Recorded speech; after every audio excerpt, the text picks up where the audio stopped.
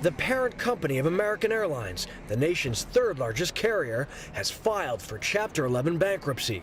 It's a challenging day. You know, it's no company ever wants to face a restructuring like this. And as I mentioned earlier, you know, we spent 10 years trying to avoid this. And the reason for the bankruptcy filing? Years of high jet fuel prices and labor struggles within American Airlines.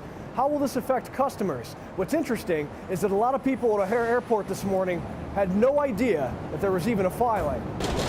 Like Scott Hall, whose flight was just canceled because of mechanical issues. I just heard it on the overhead a little bit ago. Now you're telling me about it. Others, like frequent traveler Asher CORSIN, have been frustrated with the airline for some time.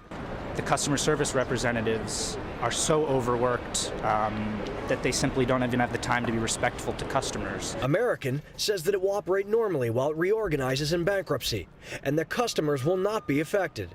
But flight schedules will likely be reduced. Obviously, things going forward are unknown, but certainly in the near term, there should be no effect to our passengers. The airline employs 80,000 people around the world, and the cost of doing business was just too much. If you look at our labor costs and compare it roughly to the average of the other big legacy carriers, the difference between our contracts and theirs is about $800 million a year.